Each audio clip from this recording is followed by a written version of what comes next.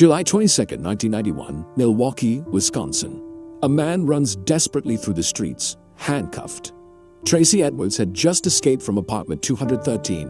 When police enter that place, they will discover one of the most disturbing cases in American criminal history. Jeffrey Dahmer, 17 victims, cannibalism, necrophilia. And a question that haunts experts to this day: how did he manage to act for 13 years without being caught? Today we're going inside the mind of one of the most notorious serial killers of the 20th century. Act 1. Childhood. Jeffrey Lionel Dahmer was born on May 21, 1960 in Milwaukee. A middle-class family, parents with college degrees. Apparently, nothing wrong. But at age 6, after hernia surgery, something changed. The boy who used to smile became withdrawn, distant. By age 8, his parents were already noticing. Jeffrey had difficulty making friends. He lived isolated and developed a disturbing interest. He began collecting dead animals from the roads, dissecting them, studying the bones, keeping everything in formaldehyde jars in the basement. His father, Lionel, was a chemist, and Jeffrey learned preservation techniques from him, techniques that C would use decades later. But here's the part that confuses experts to this day. Jeffrey didn't suffer abuse. He didn't have extreme childhood trauma. He himself said years later, "My childhood wasn't tragic." In adolescence, the isolation worsened. At 13, Jeffrey started drinking. By 14, he was already dependent on alcohol. At 16, he began having fantasies about controlling other people, about having a companion who would never leave him. And 3 weeks after graduating high school in June 1978, he killed for the first time. Act 2. First murder.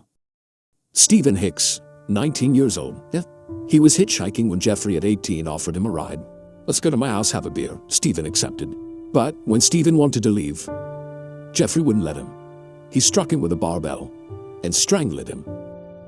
Jeffrey then dismembered the body, kept parts, and buried the remains in the forest behind the house. He was 18 years old and had just committed his first homicide. But here's what's most frightening. After that, Jeffrey stopped. For almost 9 years, nothing. He joined the army, was sent to Germany, but was discharged for alcoholism. Returned to the US, lived with his grandmother in Milwaukee. During those 9 years, Jeffrey fought against his impulses. But in 1987, the hunger returned.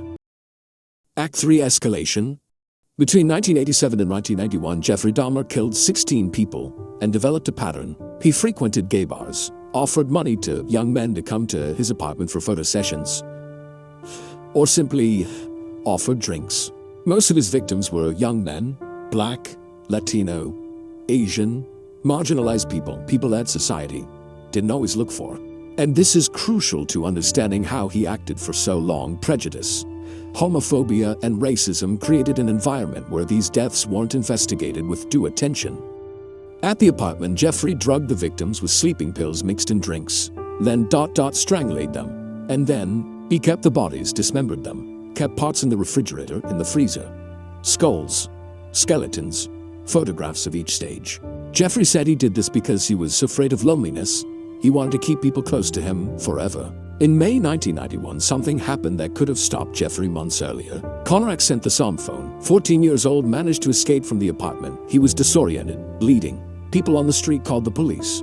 But when the officers arrived, Jeffrey convinced them it was just a lover's quarrel, that the boy was an adult, that he was drunk. And the police believed him. Returned Konarak to Jeffrey. Hours later, Konarak was dead. He was the younger brother of a young man Jeffrey had molested years before. Act 4. Capture. July 22, 1991. Tracy Edwards, 32 years old, was in Jeffrey's apartment, handcuffed. Jeffrey had a knife, was talking about eating his heart. But Tracy achieved something no one before had. He escaped. With a handcuff still on his wrist, Tracy ran through the streets until he found a police car. This time the officers entered the apartment. What they found was unbelievable. Polaroid photographs of dismembered bodies, heads in the refrigerator, decomposing bodies in acid barrels, an alternative skulls, body parts and bags in the freezer. The smell was unbearable. Jeffrey was arrested immediately and confessed everything. 17 murders, 13 years, an apartment of horror. Act 5. Trial. The trial began in January 1992. The defense pleaded insanity of the prosecution, that he knew exactly what he was doing.